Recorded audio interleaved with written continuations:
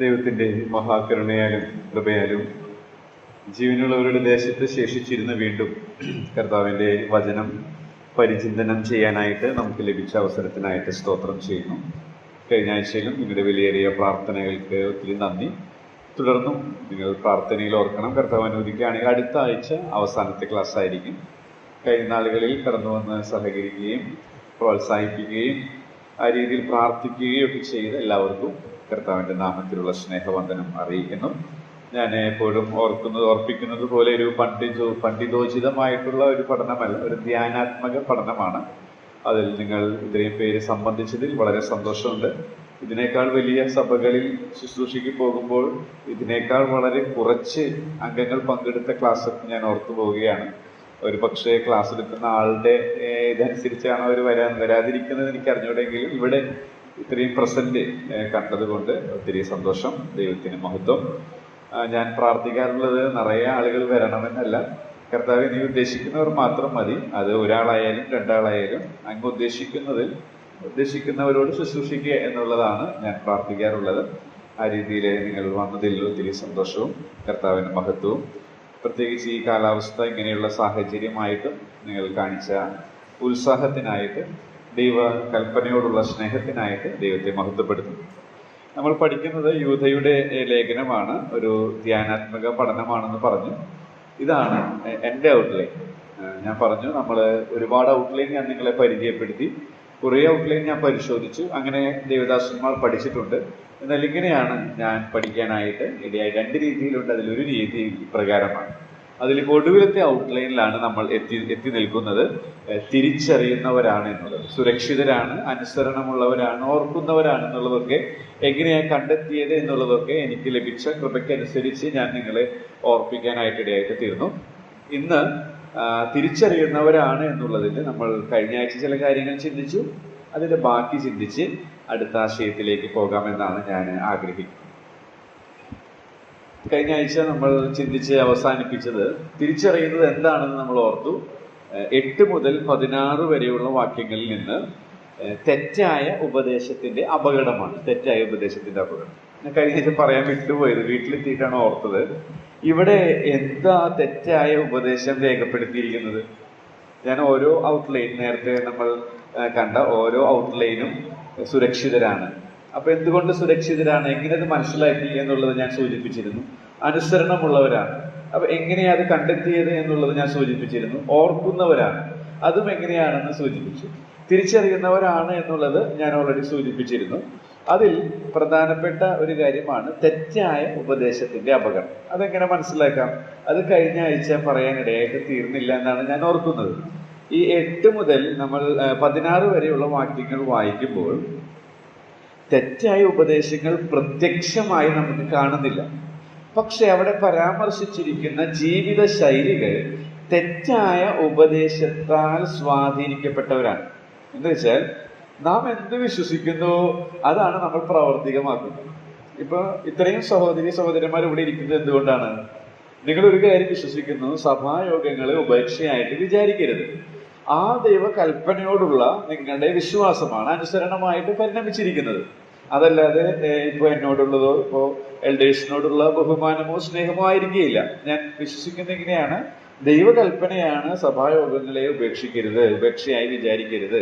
അപ്പൊ അതിനോടുള്ള അനുസരണം. അപ്പൊ നമ്മൾ എന്ത് വിശ്വസിക്കുന്നുവോ അത് നമ്മൾ അനുസരിക്കും. മറ്റൊരു കാര്യം പറയുകയാണെങ്കിൽ, നമ്മൾ എന്തുകൊണ്ടാണ് മറ്റുള്ള ആളുകൾ ചെയ്യുന്നത് പോലെ ഒരു പ്രത്യേക സിറ്റുവേഷൻ വരുമ്പോൾ പ്രതികരിക്കാത്തത്? കാരണം നമുക്കത് ചേരില്ല എന്നുള്ളത് നമ്മൾ വിശ്വസിക്കുന്നു. അപ്പൊ നമ്മൾ എന്ത് വിശ്വസിക്കുന്നുവോ അതാണ് നമ്മുടെ പ്രവൃത്തി. അപ്പൊ നമ്മുടെ പ്രവൃത്തി കണ്ടാൽ അറിയാം നമ്മൾ എന്താണ് വിശ്വസിച്ചിരിക്കുന്നത് എന്നുള്ളത്. ഇതേപോലെ തന്നെ ഇവിടെയുള്ള ഈ ദുരുപദേഷ്ടാക്കന്മാരുടെ പ്രവൃത്തികളാണ് 8 മുതൽ 16 വരെ സവിസ്തരം വിശദീകരിച്ചിരിക്കുന്നത്. അപ്പൊ അതിൽ നിന്ന് നമുക്ക് മനസ്സിലാക്കാൻ സാധിക്കും അവർ തെറ്റായ ഉപദേശത്താൽ സ്വാധീനിക്കപ്പെട്ടവരാണ്. അങ്ങനെയാണ് ഞാനിത് മനസ്സിലാക്കിയത്. അത് കഴിഞ്ഞ ആഴ്ച ഞാൻ പറയാൻ വിട്ടുപോയി എന്നാണ് എനിക്ക് തോന്നുന്നത്. അതിൽ ഈ തെറ്റായ ഉപദേശത്തിന്റെ അപകടം എന്ന് പറയുന്നത് നമ്മൾ കണ്ടു, കാഴ്ചയാൽ നടക്കുകയാണ്. അതിന്റെ നിർവചനവും ഞാൻ കഴിഞ്ഞ ആഴ്ച ഓർപ്പിച്ചു.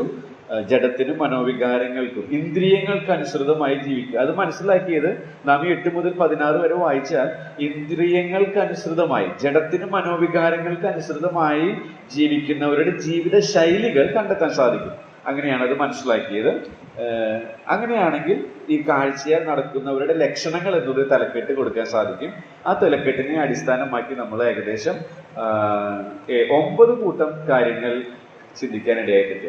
ഇന്നൊടുവിലായിട്ട് 12 മുതൽ 16 വരെയുള്ള വാക്യങ്ങൾ, അത് കഴിഞ്ഞ ആഴ്ച ചിന്തിക്കേണ്ടതായിരുന്നു, എന്നാൽ ചിന്തിക്കാനായിട്ട് സാധിച്ചില്ല. അതുകൊണ്ട് 12 മുതൽ 16 വരെയുള്ള വാക്യങ്ങളിൽ നിന്നുകൊണ്ട് കാഴ്ചയാൽ ജീവിക്കുന്നതിന്റെ മറ്റൊരു ലക്ഷണം കപടതയുള്ളവരായിരിക്കുക എന്നുള്ളതാണ്. കപടഭക്തി, അതാണ് കാഴ്ചയാൽ ജീവിക്കുന്നവരുടെ മറ്റൊരു പ്രത്യേകതയായിട്ട് ഇവിടെ നമുക്ക് കാണാനായിട്ട് സാധിക്കുന്നത്. 12 മുതൽ 16 വരെയുള്ള വാക്യങ്ങൾ നമുക്കൊന്ന് വായിക്കാം. ഇന്ന് ആദ്യത്തെ ഭാഗത്ത് അതിനെക്കുറിച്ച് വേഗത്തിലൊന്ന് പറഞ്ഞു പോയിട്ട് തുടർന്ന് 17 മുതൽ 23 വരെ അതൊരു മറ്റൊരു വിഷയമാണ്, ഈ തിരിച്ചറിയുക എന്നുള്ള തലക്കെട്ട്. അതും കൂടെ പറയണമെന്ന് ഞാൻ കർത്താവിൽ ആഗ്രഹിക്കുന്നുണ്ട്. അപ്പോൾ 12 മുതൽ 16 വരെയുള്ള വാക്യങ്ങൾ നമുക്കൊന്ന് വായിക്കാം. യൂദ 12 മുതൽ 16 വരെ.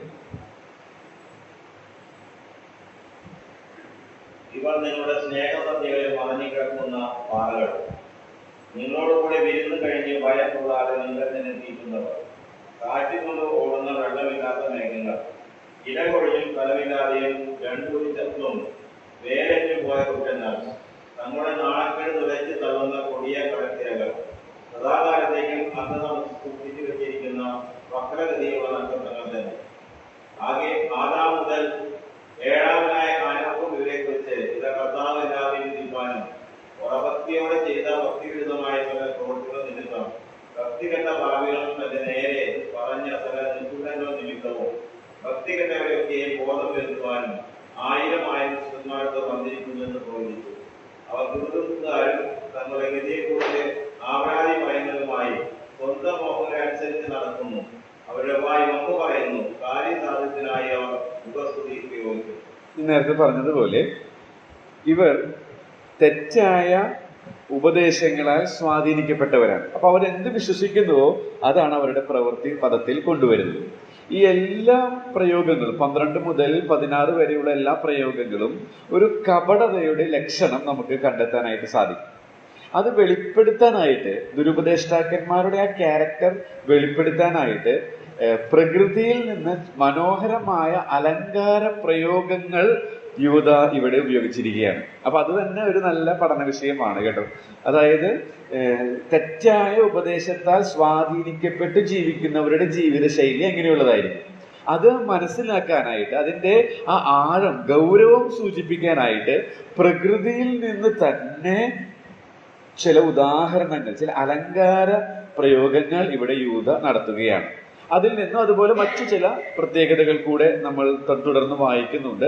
അതിൽ നിന്നാണ് അത് കപടതയുള്ളവരായിരിക്കുന്നത് ഈ ദുരുപദേഷ്ടാക്കന്മാരുടെ ഒരു പ്രത്യേകതയാണെന്ന് മനസ്സിലാക്കാനിടയായിട്ട് തീരുന്നത്. ഈ കപടതയുള്ളവരായിരിക്കുക എന്നുള്ളത് ഞാൻ വേഗത്തിൽ ഒന്ന് ആ അലങ്കാര പ്രയോഗങ്ങളിൽ നിന്ന് പഠിക്കാവുന്ന ആത്മീക പ്രമാണം, അത് നമ്മുടെ ആത്മീക ജീവിതത്തെ പുഷ്ടിപ്പെടുത്താൻ മതിയായതാണ്. അതൊന്ന് പറഞ്ഞ് മുന്നോട്ട് പോകാനായിട്ട് ആഗ്രഹിക്കുകയാണ്. അതിലൊന്നാമത്തത് നമ്മൾ 12ാമത്തെ വാക്യത്തിൽ വായിച്ചു. ഇവർ എന്ന് വെച്ചാൽ തൊട്ടുമുകളിൽ പറഞ്ഞ ദുരുപദേഷ്ടാക്കന്മാർ നിങ്ങളുടെ സ്നേഹസദ്യകളിൽ മറഞ്ഞു കിടക്കുന്ന പാറകളാണ്. അപ്പൊ ഒന്നാമത്തെ അലങ്കാര പ്രയോഗമായിട്ട് യൂദ ഇവിടെ ഉപയോഗിച്ചിരിക്കുന്നത് മറഞ്ഞു കിടക്കുന്ന പാറകൾ എന്നാണ്. എന്താ ഇതിന്റെ അർത്ഥം? മറഞ്ഞു കിടക്കുന്ന പാറകൾ, അവിടെ പറയുന്നത് സ്നേഹസദ്യകൾ. അപ്പോൾ ഈ മറഞ്ഞു കിടക്കുന്ന പാറകൾ എന്നുള്ളത് നമ്മളിങ്ങനെ വായിക്കുമ്പോൾ പെട്ടെന്ന് ഇതിൽ മനസ്സിലാവില്ല. എന്നാൽ ഇംഗ്ലീഷിൽ വായിച്ചാൽ കുറെ കൂടെ എവിടെയായി പാറ കിടക്കണേ എന്നുള്ളത് നമുക്ക് മനസ്സിലാവും. ഞാൻ NASB ആണ് ഉപയോഗിക്കുന്നത്. These are the men who are hidden reefs in your love feast.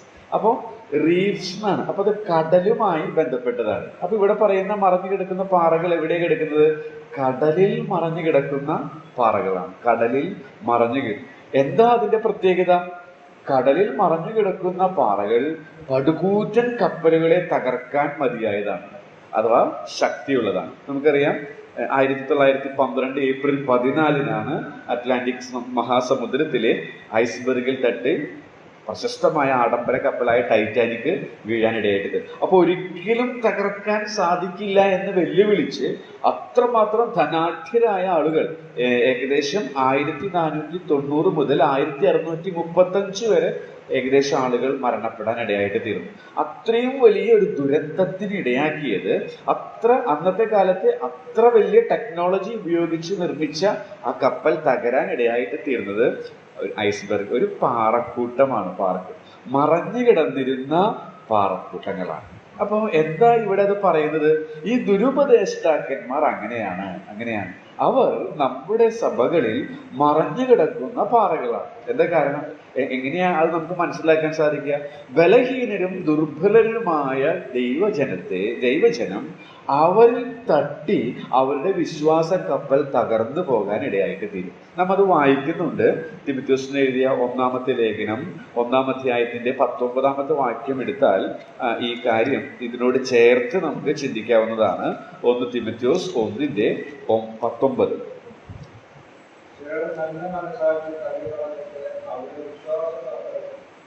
തകർന്നുപോയി. അപ്പോൾ ഈ പാറകൾ അല്ലെങ്കിൽ ഇങ്ങനെയുള്ള ക്യാരക്ടർ ഉള്ളവർ ദൈവസഭയിൽ ഉണ്ട് എന്നുള്ളതാണ് യൂദയിലെ ലേഖനത്തിൽ നിന്ന് നമ്മൾ മനസ്സിലാക്കുന്നത്.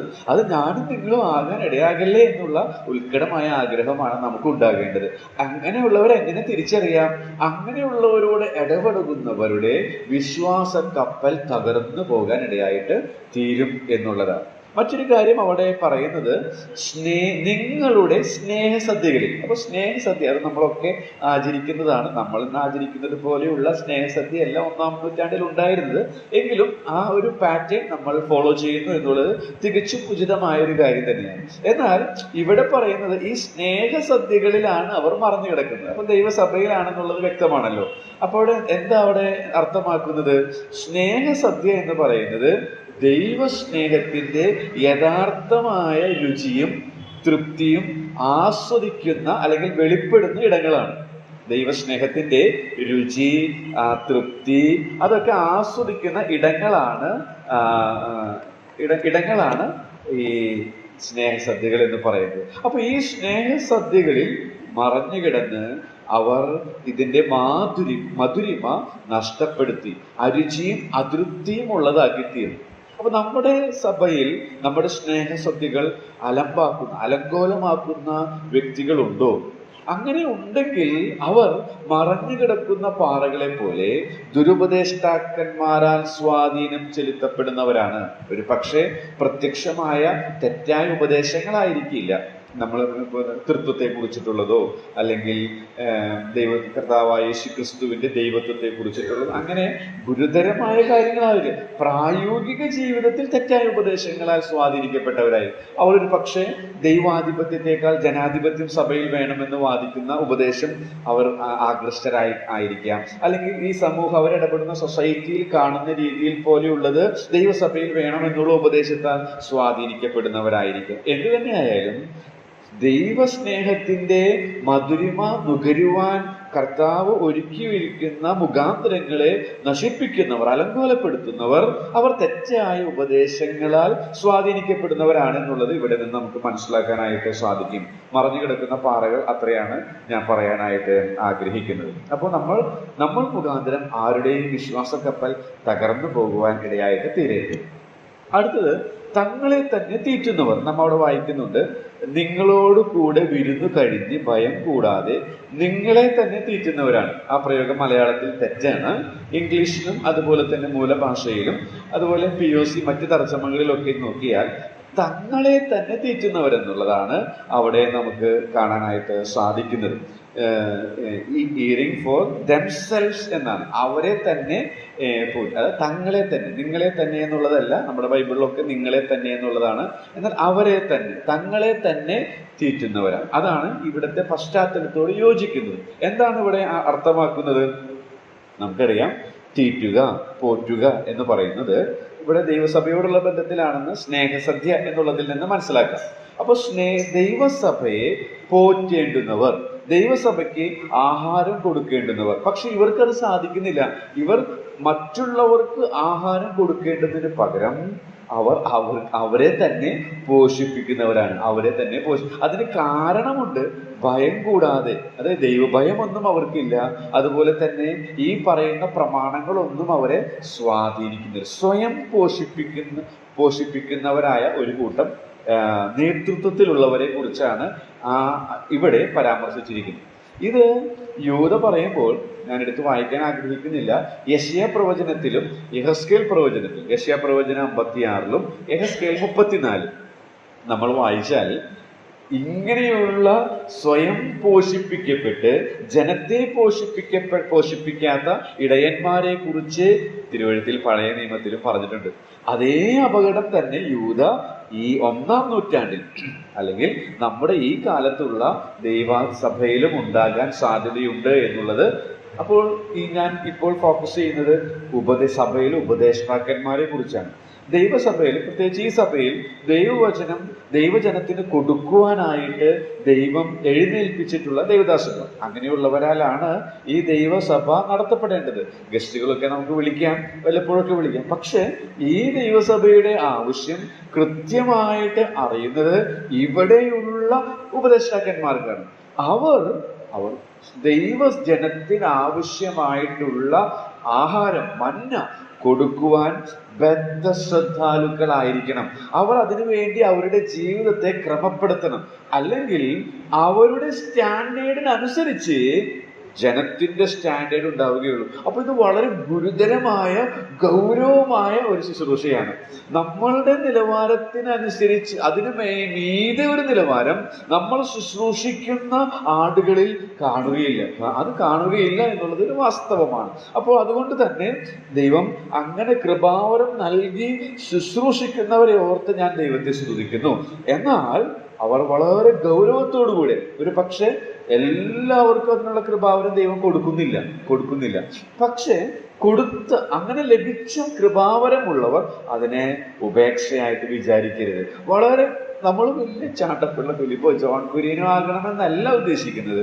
നമുക്ക് ലഭിച്ച വെളിച്ചത്തിനനുസരിച്ച് ദൈവത്തോട് പൂർണ്ണമായി സത്യസന്ധത പുലർത്തി, നമ്മൾ ഇന്ന മേഖലകളിൽ വീഴ്ചകളുണ്ട്, താഴ്ചകളുണ്ട്, വളരെ സ്ട്രഗിൾ അനുഭവിക്കുന്നുണ്ട്. അതൊക്കെ സത്യമാണ്, അതൊക്കെ കർത്താവിനറിയാം. അതുകൊണ്ടാണ് കർത്താവ് അതിനുള്ള സൊല്യൂഷൻ വെച്ചിരിക്കുന്നത്. അങ്ങനെ ദൈവം മുമ്പാകെ നിരന്തരം നിരപ്പ് പ്രാപിച്ചുകൊണ്ടുള്ള ജീവിതം കാഴ്ചവെച്ച് ക്രമപ്പെട്ടുകൊണ്ടിരിക്കുന്ന, വിശുദ്ധീകരണ പ്രക്രിയയിൽ ദിനംതോറും പുരോഗമിച്ചുകൊണ്ടിരിക്കുന്ന ദൈവഭയത്തിൽ വിശുദ്ധിയെ തികച്ചുകൊണ്ട് നമ്മളാൽ കഴിയുന്നിടത്തോളം വളരെ ബെസ്റ്റ് ആയിട്ടുള്ളത് ദൈവജനത്തിന് കൊടുക്കാൻ സാധിക്കണം. അങ്ങനെ കൊടുക്കുമ്പോൾ തീർച്ചയായിട്ടും ദൈവജനത്തിന്റെ നിലവാരം ഉയരാനിടയായിട്ട് തീരും.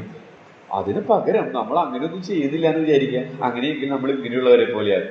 ദൈവവചനം ശുശ്രൂഷിക്കണം. ഓക്കെ, എൽഡേഴ്സ് നമ്മളോട് പറഞ്ഞു, നമ്മള് ജസ്റ്റ് നോക്കി പറയാം എന്ന് വന്ന് യാതൊരു പ്രിപ്പറേഷനും ഇല്ലാതെ. പ്രിപ്പറേഷൻ എന്ന് വെച്ചിട്ടുണ്ടെങ്കിൽ നമുക്കറിയാം, മത്തായി സുവിശേഷത്തിൽ ഒരു വാക്യമുണ്ടല്ലോ, നീ എഴുന്നേൽക്കുമ്പോൾ ആ നിമിഷത്തിൽ കർത്താവ് തരും. അപ്പൊ അതുകൊണ്ട് ഞാൻ വലിയ പ്രിപ്പറേഷൻ ഒന്നും വേണ്ട, ഞാൻ പ്രസംഗിക്കാൻ നിൽക്കുമ്പോൾ കർത്താവ് എനിക്ക് തരും. അപ്പൊ എന്തൊക്കെ വരുന്നു അതൊക്കെ വിളിച്ചു പറയാം. അങ്ങനെയല്ല ദൈവവചന ശുശ്രൂഷ എന്നുള്ളത് തിരുവെഴുത്തിൽ നിന്ന് നമുക്ക് മനസ്സിലാക്കാൻ സാധിക്കും. കൃത്യമായി വ്യക്തമായി ദൈവത്തിന്റെ ആത്മാവ് പ്രകാശിപ്പിക്കുന്ന ഭാഗം നമ്മളാൽ ആവോളം മനസ്സിലാക്കാനായിട്ട് പ്രാർത്ഥനയോടുകൂടെ നമ്മൾ ശ്രമിക്കണം. അതിനുവേണ്ടി നമുക്ക് അതിന്റെ ജീവിതം ശുദ്ധിയുള്ളതായിരിക്കണം. ഏറ്റുപറഞ്ഞ് ഉപേക്ഷിക്കപ്പെടാത്ത പാപങ്ങൾ ഉണ്ടാകരുത്. നിരപ്പ് പ്രാപിക്കപ്പെടാതിരിക്കുന്ന വിഷയങ്ങൾ എത്രയും വേഗം നിരപ്പ് പ്രാപിക്കണം. എന്നിട്ട് ദൈവസന്നിധിയിൽ ഒരു ശുദ്ധ മനസാക്ഷിയോട് കൂടി ഇരിക്കുമ്പോൾ തീർച്ചയായും ദൈവത്തിന്റെ ആത്മാവ് പ്രകാശനം തരും. ഞാൻ 2010 മുതലാണ് ഞങ്ങളുടെ സഭയിൽ ശുശ്രൂഷിക്കാൻ തുടങ്ങിയത്. അപ്പോഴൊക്കെ ഞാൻ ആദ്യത്തെ ശുശ്രൂഷ ചെയ്ത് കഴിഞ്ഞപ്പോൾ ഞാൻ വിചാരിച്ചു, പിന്നീട് എങ്ങനെ ഒരു ആലോചന മനസ്സിൽ വന്നു. അപ്പൊ അതിങ്ങനെ നമ്മളിങ്ങനെ നടക്കുമ്പോഴും കിടക്കുമ്പോൾ അങ്ങനെ ഫ്രീ ടൈമിലൊക്കെ ഇങ്ങനെ ചിന്തിച്ച് അതൊരു മെസ്സേജ് പോലെയായി. അത് പങ്കുവെച്ചപ്പോൾ വീണ്ടും ഇങ്ങനെ അവസരങ്ങളിൽ വന്നു. അപ്പോൾ ഓരോ പ്രാവശ്യം കഴിയുമ്പോൾ അടുത്ത് എന്താണെന്നുള്ളൊരു ആശങ്ക ഉണ്ടാവാറുണ്ടായിരുന്നു. പക്ഷെ അതാത് സമയങ്ങളിൽ ദൈവത്തിന്റെ ആത്മാവ് ഒരു ത്രെഡ് നമ്മുടെ മനസ്സിലേക്ക് തരും. നമ്മൾ വാസ്തവമായി ഈ കൃപാവരം ഉള്ളവരാണെങ്കിൽ ചിലപ്പോൾ നമ്മൾ പോകുന്ന ഒരു പാട്ടിലൂടെ ആയിരിക്കും, ചിലപ്പോൾ ഒരു ശുശ്രൂഷയിൽ ഒരു പ്രത്യേക ഒരു ഭാഗമായിരിക്കാം. അപ്പൊ അത് സ്ട്രൈക്ക് ചെയ്തു. അപ്പൊ അതിനെക്കുറിച്ച് നമ്മൾ വായിക്കാനും മനസ്സിലാക്കാനൊക്കെ ശ്രമിച്ചു. അങ്ങനെ ശ്രമിച്ചിട്ട് ടെക്സ്റ്റ് എന്ത് പറയുന്നു എന്നുള്ളതാണ് നമ്മൾ മനസ്സിലാക്കേണ്ടത്. നമ്മുടെ ആശയങ്ങൾ ഇതിലിടരുത്. അത് വളരെ അപകടകരമാണ്. നമ്മൾ എപ്പോഴും എന്താണ് ടെക്സ്റ്റ് പറയുന്നത് എന്നുള്ളത് ആദ്യം മനസ്സിലാക്കാൻ ശ്രമിക്കുക. അപ്പൊ നമ്മുടെ ഭാഷാ പരിമിതിയും അതുപോലെ തന്നെ മറ്റ് പരിമിതിയൊക്കെ ഉണ്ടെങ്കിൽ നമുക്ക് സഹായകരമായ പുസ്തകങ്ങൾ റെഫർ ചെയ്യുന്നത് കൊണ്ട് യാതൊരു തെറ്റുമില്ല. അങ്ങനെ നമ്മളതൊക്കെ ഉപയോഗിച്ചുകൊണ്ട് ദൈവം നമുക്ക് തന്ന ആ വെളിച്ചം അതിനെ ഒന്ന് ഡെവലപ്പ് ചെയ്യാനായിട്ട് ശ്രമിച്ച് 15 മിനിറ്റ് ആണോ, അരമണിക്കൂറാണോ, 45 മിനിറ്റ് ആണോ, ആ രീതിയിൽ നമ്മളൊന്ന് ക്രമീകരിച്ച് പ്രാർത്ഥനയോടുകൂടെ ഒരുങ്ങി അത് അനുസരിക്കുന്നവരായി അത് ചെയ്യുമ്പോൾ തീർച്ചയായിട്ടും ശുശ്രൂഷ പ്രയോജനപ്പെടും. പുതിയ പുതിയ അറിവുകൾ കൊടുക്കുക എന്നുള്ളതല്ല, നമ്മൾ അനുസരിക്കുന്ന വചനമാണ് നമ്മൾ പറയുന്നതെങ്കിൽ തീർച്ചയായും സ്പാർക്ക് നമ്മുടെ കേൾവിക്കാരിൽ ഉണ്ടായിരിക്കും. മരിച്ചുപോയ നമ്മുടെ റഹബോത്തിന്റെ ഓപ്പോസിറ്റുള്ള മേരി ബെന്നി എന്ന് പറയുന്ന സഹോദരി, ആ സഹോദരിയിൽ നിന്നാണ്, ആ മെച്ചിയിൽ നിന്നാണ് ഞാൻ ഈ ഒരു സത്യം പഠിച്ചത്. ഒരു ദിവസം ആളെ എനിക്ക് വീട്ടിൽ വന്നൊരു പുസ്തകം വായിക്കുന്നുണ്ട്, ഒരു ഇംഗ്ലീഷ് പുസ്തകമാണ്. അപ്പോൾ ഞാൻ ആളായിട്ട് വലിയ അടുപ്പൊന്നുമില്ല, ശുശ്രൂഷിക്കുന്നത് കൊണ്ട് ആളെനിക്ക് തന്നതാണ്.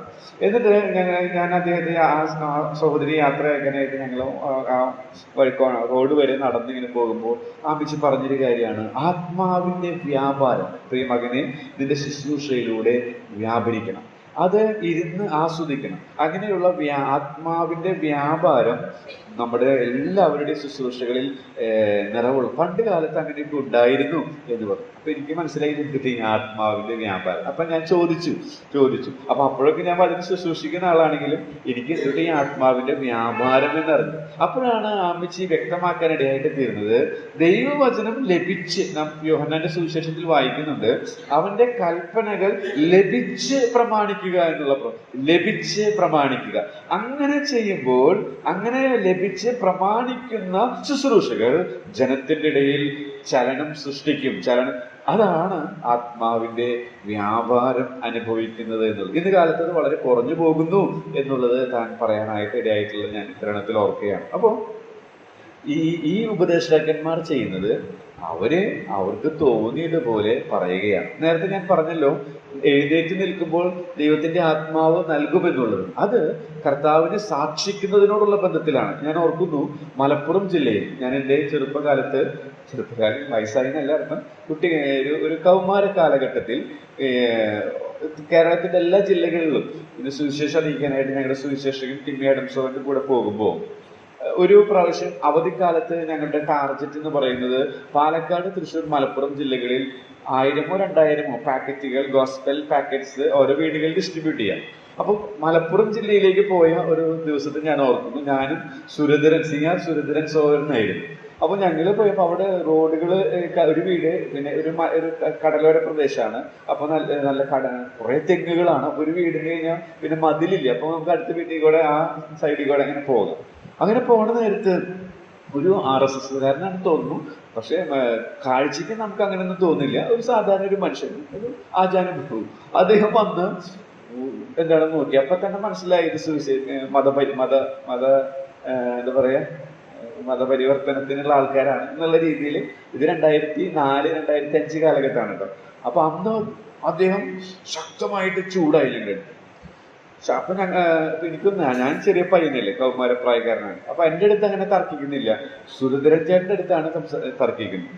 അങ്ങനെ തർക്കിച്ചപ്പോ ആള് വളരെ കൂളായിട്ട് നിൽക്കുകയാണ്. അപ്പൊ എനിക്ക് ഫസ്റ്റ് എക്സ്പീരിയൻസ് ആണിത്. അപ്പൊ ഭയങ്കര ഇപ്പൊ കൊല്ലും എന്നുള്ള രീതിയിലുള്ള എക്സ്പ്രഷനാണ് ആള് വരേണ്ടത്. അങ്ങനെ ആളുടെ ദേഷ്യം മുഴുവൻ ഇങ്ങനെ പറഞ്ഞു കഴിഞ്ഞപ്പോ സുരധരേട്ടൻ ഒരു വാക്ക് ഉച്ചരിച്ചു. അപ്പൊ ഞാൻ ഇവർ രണ്ടുപേരും ഒബ്സർവ് ചെയ്ത് നിൽക്കുകയാണ്. കാരണം ഞാൻ സേഫാണ്, ചെറിയ കുട്ടി ആയതുകൊണ്ട് തന്നെ എനിക്ക് വലിയ പ്രശ്നമില്ല. അപ്പൊ ഇദ്ദേഹത്തിന്റെ കൂടെ എന്നെ സഹായിയായിട്ട് വിടുന്നതാണ്. അപ്പൊ സുരധരേട്ടൻ പറഞ്ഞ വാക്ക് സഹോദര. ആ വാക്കിലൂടെയാണ് ആളെ എൻട്രി നടത്തുന്നത്. ആ വാക്കിന്റെ പവർ ആളുടെ മുഖത്ത് ഞാൻ കണ്ടത് ഇന്നൊന്നു പോലെ ഞാൻ ഓർക്കുകയാണ്. ആളുടെ ആ ശൗര്യമൊക്കെ ഇത്രയും ചീത്ത പറഞ്ഞിട്ട് സഹോദര എന്ന് വിളിച്ചതിൽ നിന്ന് അത് മഞ്ഞുരുകുന്നത് പോലെ ആളുടെ മുഖഭാവത്തിൽ മാറ്റുന്നു. എന്നിട്ട് അദ്ദേഹം സുരേന്ദ്രേട്ടൻ തന്റെ ആ ഭാഗം അദ്ദേഹത്തോട് പറഞ്ഞു. അപ്പൊ എന്തൊക്കെ പറയണെന്ന് ഒരു പ്രിപ്പറേഷനും ആൾക്കില്ല. ഞങ്ങളുടെ ലക്ഷ്യം ഈ പാക്കറ്റുകൾ വീട് ആൾക്കാരുണ്ടെങ്കിൽ ആൾക്കാരെല്ലാം കൊടുക്കില്ലെങ്കിൽ അവിടെ വെച്ചിട്ട് പോവുക, അത്രയേ ഉള്ളൂ. അത് കഴിഞ്ഞാൽ ഞങ്ങൾക്ക് ലഭിച്ചത് കഴിഞ്ഞാൽ വണ്ടി ഇന്ന സ്ഥലത്ത് നിർത്തിയിട്ടാണ് ഞങ്ങൾ ഓരോരോ വഴി പോക്കറ്റ് റോഡിലേക്ക് വിടുന്നത്, അവിടേക്ക് തിരിച്ചു പോവുക, കയറുക, അങ്ങനെയാണ് ചെയ്യാറ്. അപ്പൊ ആ ഒരു മാസം മുഴുവൻ ഇങ്ങനെ ഒരു പ്രക്രിയ നടന്നപ്പോൾ ആദ്യമായിട്ടുണ്ടായ അനുഭവമാണ്. പക്ഷെ അതിനെ താൻ പറഞ്ഞ വാക്ക്, അത് കഴിഞ്ഞ് താൻ സംസാരിച്ച ആ ഭാഷ, ആ വാക്കുകൾ അദ്ദേഹത്തിന്റെ ആ ദേഷ്യമൊക്കെ ഇല്ലാതെയാക്കി. ഇനി വേഗം വിട്ടോ എന്നുള്ള രീതിയിൽ പറഞ്ഞ് ഞങ്ങൾ വിട്ടു. ഒരു അടിയോ ഒന്നും കിട്ടിയില്ല. അടി കിട്ടിയത് ഈ പാലക്കൽ വെച്ചാണ്, അത് വേറൊരു സംഭവമാണെന്ന് മാത്രം. പക്ഷെ ഞാൻ പറഞ്ഞു വന്നത്, ഇങ്ങനെയുള്ള സന്ദർഭങ്ങൾ കർത്താവ് തരും. അത് ദൈവവചന ശുശ്രൂഷയെ കുറിച്ചല്ല പറഞ്ഞിരിക്കുന്നത് എന്നുള്ളത് നാം ഓർക്കേണ്ടത് ആവശ്യമാണ്. അപ്പോൾ ആ കാര്യം അങ്ങനെ ഞാൻ വിടുകയാണ്. അടുത്തതായിട്ട് വെള്ളമില്ലാത്ത മേഘങ്ങൾ. വെള്ളമില്ലാത്ത മേഘങ്ങൾ എന്താ? വെള്ളമില്ലാത്ത മേഘങ്ങൾ എന്ന് വെച്ചാൽ അർത്ഥമാക്കുന്നത്, വെള്ളമില്ലാത്ത മേഘങ്ങൾ എന്ന് വെച്ചാൽ നമുക്കറിയാം, ഇപ്പോൾ മഴ, തുലാം മാസം അല്ലെ, ആ മഴക്കാലമാണ്. അപ്പോൾ കാർമേഘം ഇങ്ങനെ ഇപ്പോൾ നമുക്ക് അറിയാം, കാർമേഘം കാണുമ്പോൾ അറിയാം മഴ പെയ്യുന്നറിയാം. പക്ഷെ അങ്ങനെ ഒരു മേഘം വന്നു, എന്നിട്ട് മഴ പെയ്തില്ലെങ്കിലോ? അപ്പോ ശരിക്കും നമുക്കൊന്നും അത് അത്ര വലിയ വിഷയമല്ല. എന്നാൽ ഒരു കർഷകനെ സംബന്ധിച്ച് അത് വലിയൊരു വിഷയമാണ്. മഴയ്ക്കായിട്ട് ദാഹിച്ചിരിക്കുകയാണ്, പക്ഷെ വന്ന മേഘത്തിൽ വെള്ളമില്ല. അങ്ങനത്തെ ഒരു അവസ്ഥ. ഈ ദുരുപദേഷ്ടാക്കന്മാർ അങ്ങനെയാണ്. അതായത് വെള്ളമില്ലാത്ത മേഘം സൂചിപ്പിക്കുന്ന അസ്ഥിരമാണ്, പ്രയോജനശൂന്യമാണ്. അസ്ഥിരത, പ്രയോജനശൂന്യം, ഇതാണ് ഈ വെള്ളമില്ലാത്ത മേഘങ്ങൾ. എന്നാൽ നമ്മൾ എങ്ങനെയായിരിക്കണം എന്നുള്ളത് ആവർത്തനം 32:2 അതൊന്ന് വായിക്കാതെ, വളരെ നല്ലൊരു വാക്യമാണ്. നമ്മൾ കാണാപ്പാടം പഠിച്ചാൽ നിങ്ങൾക്ക് അറിയാവുന്ന കാര്യമായിരിക്കും, ഒന്ന് സൂചിപ്പിക്കുകയാണ്. ആവർത്തനം 32:2.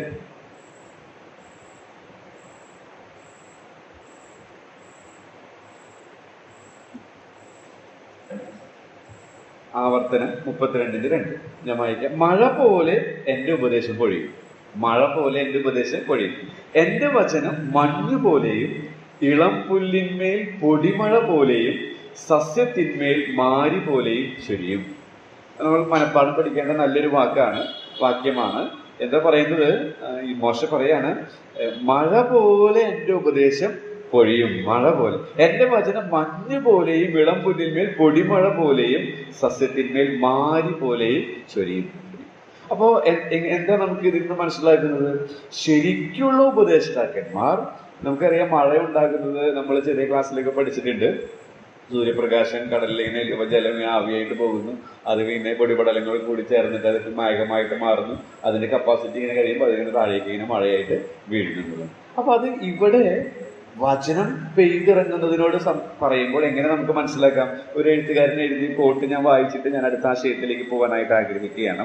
അദ്ദേഹം എഴുതിയത് ഇങ്ങനെയാണ്: നീതി സൂര്യന്റെ ശോഭ ദൈവവചനം നീർത്തോട് പോലെ നിറഞ്ഞിരിക്കുന്ന ഹൃദയത്തിലേക്ക് അടിക്കുന്നു. നീതി സൂര്യനായ കർത്താവിന്റെ ശോഭ ദൈവവചനം നിറഞ്ഞിരിക്കുന്ന ഹൃദയത്തിലേക്ക് അടിക്കുമ്പോൾ അതിൽ നിന്ന് ദൂതുകൾ ജനത്തിലേക്ക് വചനമാരിയായി പെയ്തിറങ്ങും. മനസ്സിലായെന്ന് വിചാരിക്കുന്നു. നീതി സൂര്യന്റെ ശോഭ ദൈവവചനം നിറഞ്ഞിരിക്കുന്ന ഒരുവന്റെ ഹൃദയത്തിലേക്ക് അടിക്കുമ്പോൾ അതിൽ നിന്ന് വരുന്ന നീരാവി പോലെ ദൂതുകൾ ഉയരുകയും ആ ദൂതുകൾ ജനത്തിനെ വചനമാരിയായിട്ട് പെയ്തിറങ്ങുകയും ചെയ്യും. അപ്പോ ഇതും ദുരുപദേഷ്ടാക്കന്മാരെ സംബന്ധിച്ച് ഇതൊന്നും സംഭവിക്കുന്നില്ല. എന്നാൽ യഥാർത്ഥ ഉപദേഷ്ടാക്കന്മാർക്ക് ഇത് വളരെ ചിന്തനീയമാണ്. എപ്പോഴും ദൈവവചനത്താൽ നിറയുക. അങ്ങനെയെങ്കിൽ തീർച്ചയായിട്ടും അതിൽ നിന്ന് കൊടുക്കാനായിട്ട് നമുക്ക് സാധിക്കും. പ്രയോജനമുള്ളത് എന്നുള്ളത് അതിൽ നിന്ന് മനസ്സിലാക്കാനായിട്ട് സാധിക്കും. അടുത്തതായിട്ട് വേരറ്റും പോയ വൃക്ഷങ്ങൾ നമ്മളവിടെ വായിക്കുന്നുണ്ട്. കാറ്റുകൊണ്ട് ഓടുന്ന വെള്ളമില്ലാത്ത മേഘങ്ങൾ, ഇല കൊഴിഞ്ഞും ഫലമില്ലാതെയും രണ്ടൊരു ചത്തും വേരറ്റും പോയ വൃക്ഷം എന്ന് വെച്ചാൽ 2 പ്രാവശ്യം ചത്തത്, വേരുമില്ല ഇലയും ഫലവുമില്ല എന്നാണ് അതിന്റെ അർത്ഥം. അപ്പൊ വേരറ്റുപോയ വൃക്ഷങ്ങൾ എന്താ അതിന്റെ അർത്ഥം? നേരത്തെ പറഞ്ഞ പോലെ ഇലയുമില്ല, ഫലവുമില്ല, വേരുമില്ല എന്ന് വെച്ചാൽ ഉള്ളും പുറവും പൊള്ളയായവരാണിവർ. അതാണ് അതിന്റെ അർത്ഥം. അപ്പൊ അത് മനസ്സിലാക്കാൻ അക്കാലത്ത് ആപ്റ്റായ എക്സാമ്പിൾ ആണ് യൂത് ഉപയോഗിച്ചിരിക്കുന്നത്. നമുക്ക് വായിക്കുമ്പോഴാണ് മനസ്സിലാകാത്തേ ഉള്ളൂ. എന്നാൽ ഫസ്റ്റ് സെഞ്ചുറിയിലെ ഓഡിയൻസിന് അത് ഈസി ആയിട്ട് മനസ്സിലാക്കാനായിട്ട് സാധിക്കും. അപ്പൊ രണ്ടൊരു ചത്തും വേരറ്റും പോയ വൃക്ഷങ്ങൾ എന്ന് വെച്ചാൽ ഇലയുമില്ല, ഫലവുമില്ല, വേരുമില്ല. തത്വത്തിൽ അകവും പുറവും പൊള്ളയായവരാണ് ഈ ദുരുപദേഷ്ടാക്കന്മാരെന്ന്. എന്നാൽ നമ്മെ കുറിച്ച് ആഗ്രഹിക്കുന്നത് തക്ക കാലത്ത് ഫലം കായ്ക്കുന്നവരാണ് എന്നുള്ളതാണ്. ഞാനത് കൂടുതൽ വിശദീകരിക്കുന്നത്. അടുത്ത കൊടിയ കടൽത്തിരകൾ മറ്റൊരു അലങ്കാര പ്രയോഗമാണ്. ദുരുപദേഷ്ടാക്കന്മാരെ കുറിച്ച് ഉപയോഗിച്ചിരിക്കുന്ന മറ്റൊരു പ്രയോഗം കൊടിയ കടൽത്തിരകൾ എന്നുള്ളതാണ്. അപ്പോൾ കൊടിയ കടൽത്തിരകൾ എന്ന് പറയുമ്പോൾ കടൽത്തിരകളെ യശയാപ്രവചനം 57 എടുത്ത് വായിക്കേണ്ട. യശയാപ്രവചനം 57:20 നാം വായിക്കുന്നത് ദുഷ്ടർ കലങ്ങി മറിയുന്ന കടൽത്തിരയാണ്. കടൽത്തിര അപ്പൊ എന്താ ഈ കലങ്ങി മറിയുന്ന കടൽത്തിര? സുനാമിയൊക്കെ നമുക്കറിയാം. 2000 ആ സമയത്തുണ്ടായ ആ സുനാമി, ജപ്പാനിലൊക്കെ ഉണ്ടായ സുനാമി വന്നപ്പോൾ ഞങ്ങൾ ആ തിരുവനന്തപുരം ആ ഭാഗങ്ങളൊക്കെ പരസ്യങ്ങൾക്ക് പോയത് ഓർക്കുകയാണ്. അപ്പൊ എന്തൊരു നാശനഷ്ടങ്ങളാണ് അവിടെ സംഭവിച്ചത് നേരിട്ട് കാണാൻ അന്ന് ഇടയായിട്ടുണ്ട്. അപ്പോ ഈ കൊടിയ കടൽത്തിരകൾ ദുരുപദേഷ്ടാക്കന്മാരെ ഈ താരതമ്യപ്പെടുത്തി പറഞ്ഞിരിക്കുന്നതിൽ നിന്ന് മനസ്സിലാക്കുന്നത് അവർ നാശനഷ്ടങ്ങൾ വരുത്തിയേക്കും. മാത്രമല്ല അവിടെ ഞങ്ങൾ കണ്ടത് ചേറും ചെളിയും മാത്രമാണ്. ചേറും ചെളിയുമാണ് കണ്ടത്. അപ്പൊ പ്രയോജനം ഉണ്ടാവില്ല, മൂല്യമുള്ളതൊന്നും നൽകാൻ അവർക്ക് സാധിക്കുകയില്ല. ഇതാണ് കൊടിയ കടൽത്തിരകൾ എന്നുള്ളതിൽ നിന്ന് നമുക്ക് മനസ്സിലാക്കാനായിട്ട് സാധിക്കും. അടുത്ത് വക്രഗതിയുള്ള നക്ഷത്രങ്ങൾ എന്നുള്ളതാണ്. വാൻഡറിങ് സ്റ്റാർസ് എന്നാണ് ഇംഗ്ലീഷിൽ. വക്രഗതി എന്ന് വെച്ചാൽ ലക്ഷ്യബോധമില്ല. വക്രഗതി എന്ന് വെച്ചാൽ അവർക്ക് കൃത്യമായ സഞ്ചാരപഥം, ഓർബിറ്റ് ഇല്ല എന്നുള്ളതാണ്. അവർ തോന്നിയതുപോലെ ഇങ്ങനെ സഞ്ചരിക്കുന്ന നക്ഷത്രങ്ങളാണ് എന്നുള്ളത്. അപ്പൊ എന്താ ഇവിടെ ഇങ്ങനെ അവരെ ഉപമിക്കാൻ കാരണം? നമുക്കറിയാം പണ്ട് കാലത്ത് നക്ഷത്രങ്ങളെ നോക്കിയിട്ടാണ് യാത്ര. ഇപ്പൊ നമുക്കിപ്പോ GPS സൗകര്യങ്ങളൊക്കെ ഉണ്ട്. പക്ഷെ അന്ന് അതൊന്നും ഉണ്ടായിരുന്നില്ല. നമ്മുടെ കർത്താവിന്റെ ജനനത്തോടുള്ള ബന്ധത്തിൽ നക്ഷത്രം കണ്ടതുകൊണ്ട് അവർ അത്യന്തം സന്തോഷിച്ചു എന്നാണ് നമ്മൾ വായിക്കുന്നത്. അപ്പോ നക്ഷത്രം യാത്ര ചെയ്യാൻ, അതായത് മുന്നോട്ട് പോകാൻ ശരിയായ ദിശ കാണിക്കുന്നതായിരുന്നു. എന്നാൽ ഇങ്ങനെയുള്ള വക്രഗതിയുള്ള നക്ഷത്രങ്ങൾ, വാൻഡറിങ് സ്റ്റാർസ് എന്ന് പറയുന്നത്, അവര് വിശ്വസിക്കാനും ആശ്രയിക്കാനും പറ്റില്ല, വഴിതിരിച്ച് കളയും. നക്ഷത്രങ്ങളെ പോലെ ഇടയ്ക്കൊന്നും മില്ലും. അപ്പൊ ഇതാണ് പോകേണ്ട വഴി എന്ന് വിചാരിക്കും യാത്രികർ. പക്ഷേ പിന്നെ അവർ കാണില്ല, അപ്രത്യക്ഷമാകും. കാരണം അവർ വേറെ റൂട്ടിൽ പോയിട്ടുണ്ടായിരുന്നു. ഇങ്ങനെയുള്ളവരാണ് ദുരുപദേഷ്ടാക്കന്മാർ എന്നാണ് ഇവിടെ പറയുന്നത്. അപ്പൊ വിശ്വസിക്കാനും ആശ്രയിക്കാനും കൊള്ളരുതാത്തവർ എന്നാണ്. അത് അനേകരെ വഴിതെറ്റിക്കാൻ ഇടയാകുമെന്നുള്ളതാണ് മനസ്സിലാക്കുന്നത്. അടുത്തത് അപ്പൊ അലങ്കാര പ്രയോഗങ്ങൾ കഴിഞ്ഞു. ഇത്രയും കാര്യങ്ങളാണ്. അല്ലെ, മറഞ്ഞു കിടക്കുന്ന പാറകൾ, തങ്ങളെ തന്നെ തീറ്റുന്നവർ. നമ്മുടെ ബൈബിളിൽ നിങ്ങളെ തന്നെ എന്നാണ്, പക്ഷെ ഈ ശരിക്കും തങ്ങളെ തന്നെ എന്നാണ്. പിന്നെ വെള്ളമില്ലാത്ത മേഘങ്ങൾ, വേരറ്റും പോയ വൃക്ഷങ്ങൾ, കൊടിയ കടൽത്തിൽ, വക്രതഗതികൾ. ഇനി അടുത്തത് ന്യായവിധിയുള്ളവർ. അത് എങ്ങനെ മനസ്സിലാക്കാൻ സാധിക്കും? അവിടെ 14ഉം 15ഉം വാക്യങ്ങൾ എന്താണ് പറഞ്ഞിരിക്കുന്നത്? ആദാം മുതൽ 7ാമനായ ഹാനോക്കും ഇവരെ കുറിച്ച്, ഇതാ കർത്താവ് എല്ലാവരെയും വിധിക്കാനും അവർ അഭക്തിയോടെ ചെയ്ത ഭക്തിവിരുദ്ധമായ സകല പ്രവൃത്തികളും നിമിത്തം ഭക്തി കെട്ട പാപികൾ തന്റെ നേരെ പറഞ്ഞ സകല നിഷ്ഠൂരങ്ങളും നിമിത്തവും ഭക്തി കെട്ടവരൊക്കെയും ബോധം വരുത്തുവാനും 1000 വിശുദ്ധന്മാരോട് കൂടെ വന്നിരിക്കുന്നു എന്ന് പ്രവചിച്ചു. ഇങ്ങനെയൊരു പ്രവചനം തിരുവഴുത്തിൽ എവിടെയെങ്കിലും കണ്ടിട്ടുണ്ടോ? നമുക്ക് കാണാൻ സാധിക്കില്ല. ഇവിടെ മാത്രമാണ് അത് രേഖപ്പെടുത്തിയിരിക്കുന്നത്. യൂത മാത്രമാണ് ഹാനോക്ക് ഇങ്ങനെ പ്രവചിച്ചു എന്നുള്ളത് രേഖപ്പെടുത്തിയിരിക്കുന്നത്. അത് ഈ പുസ്തകത്തിന്റെ ഒരു സവിശേഷതയായിട്ട് ഞാൻ പ്രാരംഭ ക്ലാസ്സിൽ പറഞ്ഞത്. അപ്പൊ അതെങ്ങനെ ന്യായവിധിയുള്ളവർ എന്ന് പറയാൻ കാരണം? ദുരുപദേഷ്ടാക്കന്മാർ, ഇവിടെ ദുരുപദേഷ്ടാക്കന്മാരുടെ ക്യാരക്ടറിനെ അലങ്കാര പ്രയോഗങ്ങളാൽ വിശദീകരിക്കുകയാണല്ലോ. അപ്പോ അവരോട് കർത്താവ് 1000 വിശുദ്ധന്മാരോട് കൂടെ വരും. എന്തിനാ വരുന്നത്? 1000 അതായത് നമ്മെ ചേർത്ത് നമ്മൾ കർത്താവിനോട് കൂടി ആയിരിക്കും. പിന്നെ അവരുമായിട്ട് കർത്താവ് വരും. കർത്താവിന്റെ ശരിക്കും 2ാം വരവിനോടുള്ള ബന്ധത്തിലുള്ള പ്രവചനമാണിത്. അപ്പൊ അങ്ങനെ വരുന്നത് എന്തിനാ? അത് ന്യായം വിധിക്കാനാണ് വരുന്നത്. 2ാം വരവിന് 2 ഘട്ടങ്ങളുണ്ടെന്ന് നമുക്കറിയാം. ഒന്നാമത്തെ ഘട്ടമാണ് ഉത്പ്രാപണം എന്ന് പറയുന്നത്. നമ്മൾ ആകാശ മേഖലയിൽ നമ്മൾ എടുക്കപ്പെടുന്നത്. അങ്ങനെ എടുക്കപ്പെട്ട് നമ്മളുമായിട്ട് വരുന്ന കാര്യമാണ് ഇവിടെ പറയുന്നത്. ഇത് ഹാനോക്ക് പ്രവചിച്ചു എന്നാ പറയുന്നത്. അതെന്തിനാ ഇവിടെ പറയാൻ കാരണം? അത് പറയാൻ കാരണം, പ്രിയ ദുരുപദേഷ്ടാക്കന്മാരെ, നിങ്ങൾക്ക് വരുന്ന ന്യായവിധി നിശ്ചയമാണ് എന്നുള്ളതാണ്. തിരുവെഴുത്ത് പഠിക്കുമ്പോൾ പ്രൊഫറ്റിക് പാസ്റ്റ് ടെൻസ് നമ്മൾ തിരുവെഴുത്തിൻ്റെതായൊരു ഭാഷാ ശൈലി ഉണ്ടല്ലോ, ഒരു എഴുത്ത് ശൈലിയുണ്ട്. അപ്പോൾ തിരുവെഴുത്തിന്റെ ഒരു ശൈലിയാണ് പ്രൊഫറ്റിക് പാസ്റ്റ്. ആ ടെൻസ് ഉപയോഗിക്കുന്നത്. അത് നിങ്ങൾക്ക് അറിയാമെന്ന് ഞാൻ വിചാരിക്കും. എന്ന് വെച്ചാൽ ഭാവിയിൽ സംഭവിക്കാൻ പോകുന്ന കാര്യങ്ങൾ, നിശ്ചയമായും സംഭവിക്കുമെന്ന് ഉറപ്പുള്ള കാര്യങ്ങൾ സംഭവിച്ചു കഴിഞ്ഞതായിട്ട് തിരുവെഴുത്തിൽ രേഖപ്പെടുത്തിയിട്ടുണ്ട്. അങ്ങനെയുള്ളതിനെ വേദപണ്ഡിതർ വിളിക്കുന്നതാണ് പ്രൊഫറ്റിക് പാസ്റ്റ് എന്നുള്ളത്. ഒരു ഉദാഹരണം യെശയ്യാ പ്രവചനം 53 വരാം. യെശയ്യാ പ്രവചനം 53 ഉദാഹരണം പറയുമ്പോൾ അത് കുറച്ചുകൂടെ നിങ്ങൾക്ക് വ്യക്തമാകും. യെശയ്യാ പ്രവചനം 53 വരുമ്പോൾ നാം അവിടെ ഇങ്ങനെ വായിക്കുന്നു. 4-ാമത്തെ വാക്യം ഞാൻ തന്നെ വായിക്കാം.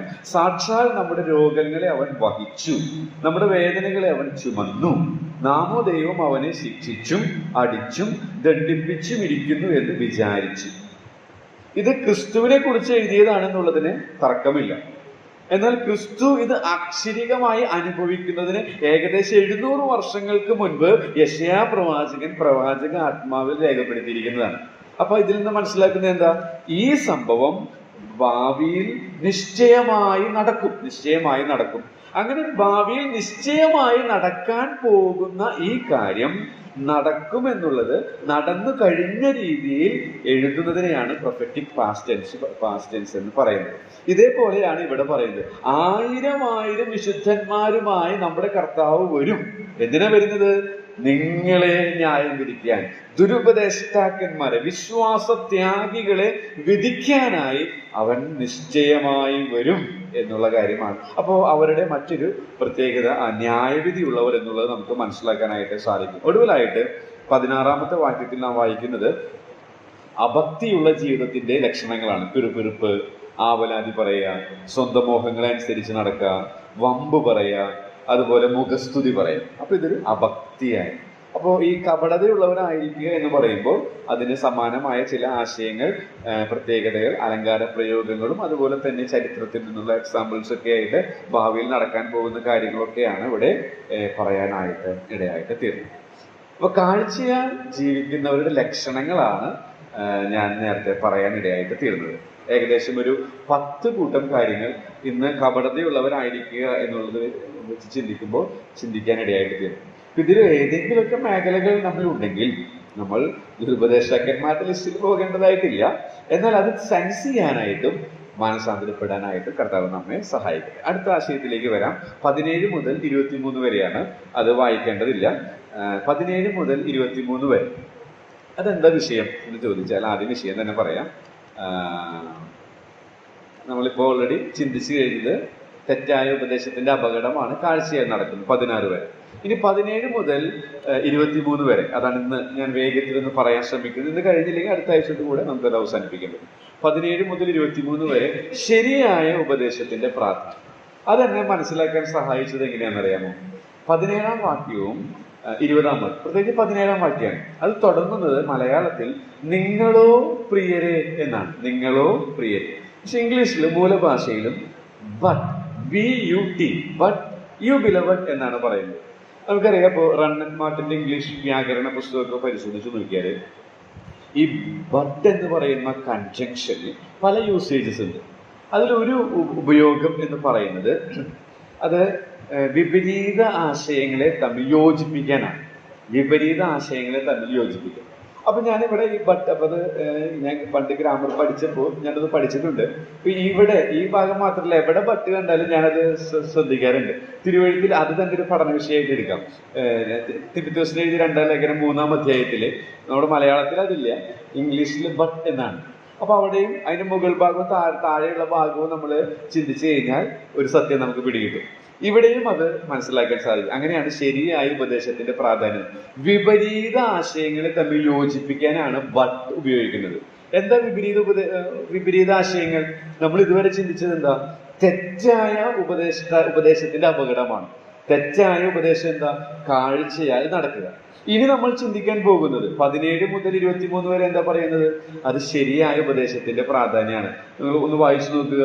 നിങ്ങളോ പ്രിയരെ, നമ്മുടെ കർത്താവായ യേശു ക്രിസ്തുവിന്റെ അപ്പോസ്തലന്മാർ മുമ്പ് പറഞ്ഞ വാക്കുകളെ ഓർക്കുക. അന്ത്യകാലത്ത് ഭക്തികെട്ട മോഹങ്ങളനുസരിച്ച് പരിഹാസികൾ ഉണ്ടാകുക എന്ന് അവർ നിങ്ങളോട് പറഞ്ഞുവല്ലോ.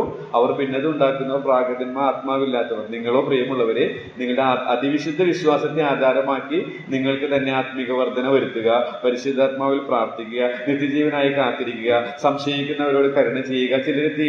അപ്പൊ ഇതൊക്കെ ശരിയായ ഉപദേശത്തിന്റെ കാര്യങ്ങളാണ്. അപ്പൊ നേരത്തെ തെറ്റായ കാര്യം. അപ്പൊ ബട്ട് എന്ന് പറയുന്ന ആ ഒറ്റ വാക്കിൽ നിന്നാണ് ഈ ആശയം എനിക്ക് മനസ്സിലായത്.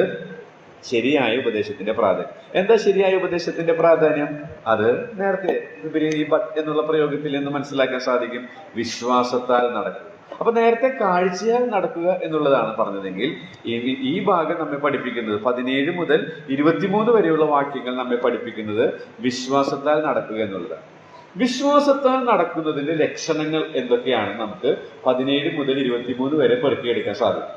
അപ്പൊ അവിടെ ഒരു പ്രായോഗിക ചിന്ത ഞാൻ പ്രാക്ടീസ് ചെയ്യുന്ന ഒരു കാര്യം പറഞ്ഞ് മുന്നോട്ട് പോകാനായിട്ട് ആഗ്രഹിക്കുകയാണ്. വിശ്വാസത്താൽ നടക്കുക. എങ്ങനെയാണ് വിശ്വാസത്താൽ നടക്കാൻ സാധിക്കുക, അല്ലെങ്കിൽ വിശ്വാസത്താൽ ജീവിക്കാനായിട്ട് സാധിക്കുക? നമ്മളിങ്ങനെ വെറുതെ കുറെ ആശയങ്ങൾ ഇങ്ങനെ പറഞ്ഞു പോയിട്ട് കാര്യമില്ലല്ലോ. പ്രാക്ടിക്കലായിട്ട് എങ്ങനെ സാധിക്കും? റോമലേഖനത്തിലേക്ക് ഒന്ന് പോകാം. അത് നിങ്ങൾക്ക് അറിവുള്ള കാര്യമാണ്, പക്ഷെ ഞാനൊന്ന് ചൂണ്ടിക്കാണിക്കുകയാണ്. റോമർ 10:17 ഒന്ന് വായിക്കും. റോമർ 10:17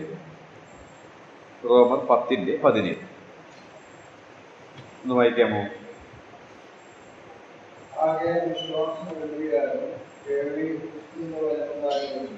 ഓക്കെ.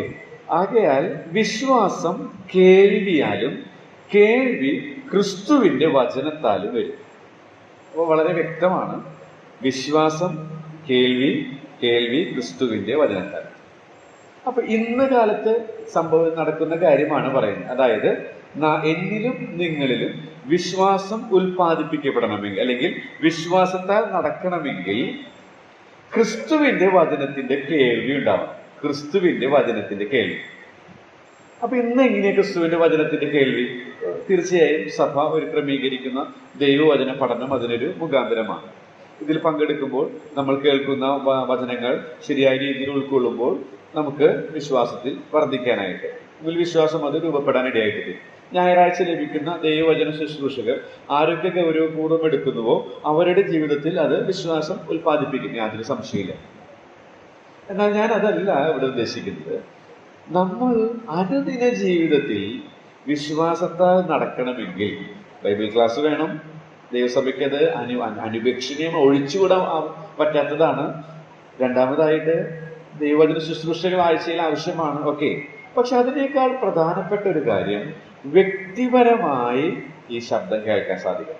വ്യക്തിപരമായിട്ട്, അതായത് ദിനംതോറും നാം രക്ഷിക്കപ്പെട്ടവരാണെങ്കിൽ ദൈവത്തിന്റെ ആത്മാവ് ഈ വചനത്തിലൂടെ നമ്മളോട് സത്യങ്ങൾ മനസ്സിലാക്കി തരും. അതാണ് കേൾവി എന്ന് പറയുന്നത്. അങ്ങനെ സത്യങ്ങൾ മനസ്സിലാക്കി തരുന്നത് ഉൾക്കൊള്ളാൻ ഒരു ശുദ്ധ മനസ്സാക്ഷി നമുക്കുണ്ടാകണം. അങ്ങനെ കേൾക്കുന്ന ശീലം ദിനംതോറും ഉണ്ടെങ്കിൽ നമ്മിൽ വിശ്വാസം ഉൽപ്പാദിപ്പിക്കപ്പെടും. അപ്പൊ നേരെ തിരിച്ച് അങ്ങനെ ചെയ്യണില്ലെങ്കിലോ? ഒരു ദൈവപൈതൽ രക്ഷിക്കപ്പെട്ടു, സ്നാനപ്പെട്ടു, ചെറുപ്രായത്തിൽ തന്നെ എല്ലാം കഴിഞ്ഞ് സെറ്റായി, പിന്നെ വചനം കേൾക്കാനൊന്നും സമയം എടുക്കുന്നില്ലെങ്കിലോ നമ്മിൽ വിശ്വാസം ഉൽപ്പാദിപ്പിക്കപ്പെടില്ല. അപ്പൊ വിശ്വാസം ഉൽപ്പാദിപ്പിക്കപ്പെടുന്നില്ലെങ്കിലോ വിശ്വാസത്താൽ നടക്കാൻ സാധിക്കില്ല. അപ്പൊ പിന്നെ എന്ത് സംഭവിക്കും? കാഴ്ചയാൽ നടക്കും. എന്താ കാഴ്ചയാൽ നടക്കുക എന്ന് പറയുന്നത്? ജഡത്തിനും മനോവികാരങ്ങൾക്ക് ഇഷ്ടമായിട്ടുള്ളത് ചെയ്യും. അപ്പൊ നമ്മുടെ സഭയിൽ നമ്മൾ നോക്കുമ്പോൾ ജഡത്തിനും മനോവികാരങ്ങൾക്ക് ഇഷ്ടമായിട്ടുള്ളത് എപ്പോഴും അതിൽ തുടരുകയാണെങ്കിൽ എന്തു മനസ്സിലാക്കാം? വിധിക്കാൻ നമുക്ക് അവകാശമില്ല. കാരണം നമുക്ക് ആ വ്യക്തിയുടെ 1% പോലും അറിയാൻ കഴിവില്ല. കാരണം അവരുടെ ന്യായാധിപൻ കർത്താവ് മാത്രമാണ്. നമുക്ക് പുറമെ നിന്ന് നോക്കുമ്പോൾ നമുക്ക് മനസ്സിലാവുന്നത്, നമുക്ക് വിധി കൽപ്പിക്കുന്നില്ലെങ്കിലും മനസ്സിലാവുന്നത് ആ വ്യക്തി ജഡത്തിനും മനോവികാരങ്ങൾക്ക് ഇഷ്ടമുള്ളതാ ചെയ്യുന്നത്. അപ്പൊ അതിന്റെ അർത്ഥം ദിനംതോറും ഈ വിശ്വാസത്താൽ നടക്കുന്നില്ല, വിശ്വാസം അവന് ഉൽപ്പാദിപ്പിക്കപ്പെടുന്നില്ല. വിശ്വാസം ഉൽപ്പാദിപ്പിക്കപ്പെടാത്തതിന്റെ അടിസ്ഥാന കാരണം എന്താ? ദൈവവചനത്തിന്റെ കേൾവി. എങ്ങനെ കേൾക്കുന്നത്? ദിനംതോറും ദൈവവചനത്തിന്റെ മുമ്പാകെ ഇരിക്കുമ്പോൾ ദൈവത്തിന്റെ ആത്മാവ് സത്യങ്ങൾ മനസ്സിലാക്കി തരും, അതനുസരിക്കുക. അത് നടക്കുന്നില്ല എന്നുള്ളതാണ്. ഇതിനൊരു എക്സാമ്പിൾ കൂടെ പറഞ്ഞ് ഇന്നത്തെ നിർത്താം. കർത്താവ് അനുവദിക്കുകയാണെങ്കിൽ ഇതും അടുത്തതും കൂടെ അടുത്ത ആഴ്ച ചിന്തിക്കാമെന്ന് വിചാരിക്കുന്നു. അപ്പോസ്തല പ്രവൃത്തി 13:2 ഒന്ന് വായിച്ചാൽ പൗലോസിന്റെ ജീവിതത്തിലുള്ള ഒരു മാതൃക നമുക്ക് കാണാനായിട്ട് സാധിക്കും. അപ്പോസ്തല പ്രവൃത്തി 13:2.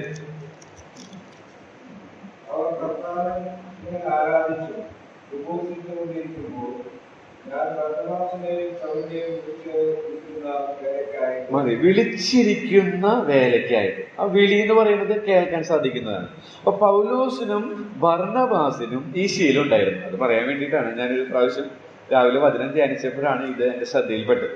വിളിച്ചിരിക്കുന്ന വേലയ്ക്ക്. അപ്പൊ അവർക്ക് ഇന്നത്തെ പോലെ തിരുവെഴുത്തുകളൊന്നും ഇല്ല, പക്ഷേ അവർ വിശ്വാസത്താൽ നടക്കുന്നവരായിരുന്നു. എങ്ങനെ മനസ്സിലാക്കാം? അവരെ വിളിച്ചപ്പോൾ ആ വിളി കേട്ടു, അത് അവരിൽ വിശ്വാസമായി പരിണമിച്ചു, അത് അവർ അനുസരിച്ചു. അപ്പൊ അവർ വിശ്വാസത്തിൽ നടക്കുന്നവരായിരുന്നു. അപ്പൊ നമ്മുടെ ജീവിതത്തിൽ ദിനംതോറും ദൈവവചനത്തിന്റെ മുമ്പാകെ ഇരുന്ന് ആ സത്യങ്ങളെ മനസ്സിലാക്കാൻ എത്ര തിരക്കുണ്ടെങ്കിലും നമുക്ക് സാധിക്കും. അങ്ങനെ സാധിച്ചാൽ തീർച്ചയായിട്ടും നമ്മിൽ വിശ്വാസം ഉൽപ്പാദിപ്പിക്കപ്പെടും. അങ്ങനെയെങ്കിൽ നമ്മൾ വിശ്വാസത്തിൽ നടക്കും. ഈ പ്രക്രിയ നടക്കുന്നില്ലെങ്കിൽ വിശ്വാസം ഉൽപ്പാദിപ്പിക്കപ്പെടില്ല. തൽഫലമായി കാഴ്ചയായി നമ്മൾ നടക്കുന്നവരായിട്ട് തീരും. അപ്പൊ അതുകൊണ്ട് ഈ വളരെ നാം ശ്രദ്ധിക്കേണ്ടത് ആവശ്യമാണ്. വിശ്വാസത്താൽ ജീവിക്കുന്നതിന്റെ ലക്ഷണങ്ങൾ ഒന്ന് ഓടിച്ച് തലക്കെട്ടുകൾ മാത്രം പറയാം. അടുത്ത ആഴ്ച കമ്പിവാചകം പോലെ അതിന്റെ കുറിപ്പുകൾ പറയാമെന്ന് വിചാരിക്കും. ഒന്ന് വേർപെട്ടിരിക്കുക എന്നുള്ളതാണ്. വേർപെട്ടിരിക്കുക, അത് നമുക്ക് അവിടെ പഠിക്കാൻ സാധിക്കും. അതുപോലെ തന്നെ രണ്ടാമത് വിലമതിക്കുക എന്നുള്ളതാണ്. അതുപോലെ തന്നെ മൂന്നാമത് വിലയറിയുക എന്നുള്ളതാണ്. നാലാമത് വളരുക എന്നുള്ളതാണ്. 5 വെളിച്ചമുള്ളവരാകും. ഇതൊക്കെ ഈ ഭാഗത്ത് നിന്ന് നമ്മൾ ചിന്തിക്കും. അതുപോലെ തന്നെ വെമ്പുക എന്നുള്ളതാണ്. അതുപോലെ തന്നെ വസിക്കുക എന്നുള്ളത്, വാത്സല്യം കാണിക്കുക എന്നുള്ളത്, വലിച്ചെടുക്കുക എന്നുള്ളത്, വെറുക്കുക എന്നുള്ളത്. അങ്ങനെ 10 പാഠങ്ങൾ ഇതിലുണ്ട്. അതെല്ലാം നമുക്ക് അറിവുള്ളതാണ്, പ്രായോഗികമായിട്ടുള്ളതാണ്. അത് വേഗത്തിൽ നമുക്ക് ചിന്തിക്കാം. ഒടുവിലായിട്ട് അവസാനത്തെ 2 വാക്യം കൂടെ ചിന്തിച്ച് നമുക്ക് അടുത്ത ആഴ്ചയോട് കൂടെ ഈ പഠനം അവസാനിപ്പിക്കാനായിട്ട് സാധിക്കും. അപ്പൊ ഞാൻ പറഞ്ഞതിന്റെ രത്നച്ചുരുക്കം എന്ന് പറയുന്നത് വിശ്വാസത്താൽ നടക്കുന്നവരായിട്ട് തീരണം. അതിനുവേണ്ടി നമ്മൾ ദിനംതോറും ശുദ്ധ മനസാക്ഷിയുള്ളവരായി നമുക്കറിയാവുന്ന എല്ലാ പാപങ്ങളും ഏറ്റു പറഞ്ഞ് ഉപേക്ഷിച്ച് നിരപ്പ് പ്രാപിക്കും. അങ്ങനെ നിരപ്പ് പ്രാപിച്ച് ദൈവസന്നിധിയിൽ ഇരിക്കുന്ന ശീലം എല്ലാ ദിവസവും ഉണ്ടാവണം. അങ്ങനെ നമ്മൾ ചെയ്യുമ്പോൾ ദൈവത്തിന്റെ ആത്മാവ് ചില സത്യങ്ങളെ നമുക്ക് ചൂണ്ടിക്കാണിച്ചു തരും. അത് നമ്മൾ അനുസരിക്കും. അങ്ങനെ ഓരോ സ്റ്റെപ്പ് എടുത്ത് ജീവിക്കാം. ഞങ്ങളുടെ ബൈബിൾ ക്ലാസ് എടുത്ത സഹോദരൻ പറഞ്ഞു, നമ്മൾ നീണ്ട ലക്ഷ്യങ്ങളൊന്നും വെക്കരുത്. കർത്താവ് അനുവദിക്കുകയാണെങ്കിൽ അടുത്തൊരു വർഷം ഞാൻ എല്ലാ ദിവസവും എല്ലാവരോടും സുവിശേഷം അറിയിക്കും. എന്നിട്ട് എവിടെ നടക്കുന്നില്ല. അപ്പൊ അദ്ദേഹം പറഞ്ഞൊരു കാര്യം, 24 മണിക്കൂർ ചെറിയ ചെറിയ ലക്ഷ്യങ്ങൾ വെക്കുക. നാളെ ഞാനിത് പാലിക്കും, നാളെ ഞാൻ വിശ്വാസത്തിൽ നടക്കും. 24 മണിക്കൂറുണ്ട് എനിക്കുണ്ട്, അതിൽ ഞാൻ വിശ്വാസത്താൽ നടക്കും. വിശ്വാസത്താൽ നടന്നില്ലെങ്കിൽ ഞാൻ കാഴ്ചയാൽ നടക്കും. ജഡത്തിനും മനോവികാരങ്ങൾക്ക് അങ്ങനെ തുടർന്ന് പോകുമ്പോൾ എനിക്കതൊരു ശീലമായി തീർന്ന് ഞാൻ വളരെ പിന്മാറിപ്പോകാനും കർത്താവിന്റെ സഭയ്ക്കും പ്രയോജനമില്ലാത്തവനായിട്ട് തീരും. അപ്പൊ അതുകൊണ്ട് തന്നെ നാളെ ഞാൻ ഒരു ചുവട്, നമ്മുടെ സൈമൺ സാറിന്റെ പാട്ടിലുണ്ട്, മുന്നിൽ ഒരു ചുവട് വയ്പ്പാൻ ഒരു ഇട കാണുന്നു. ഒരു ഇട, അത് മതി എനിക്ക് ആയതെല്ലാം ദൈവഹിതം. എത്ര അർത്ഥസമ്പുഷ്ടമാണ്. അദ്ദേഹത്തിന് അറിയാമായിരുന്നു നമ്മളൊക്കെ മനുഷ്യരാണ്, വീഴ്ചകളും താഴ്ചകളൊക്കെ ഉണ്ട്. അപ്പൊ അതിൽ നിന്ന് നമ്മൾ പുരോഗതി പ്രാപിക്കണമെങ്കിൽ ഒരു ദിവസം ടാർഗറ്റ് വെക്കുക. അന്ന് ഞാൻ വിശ്വാസത്താൽ നടക്കും.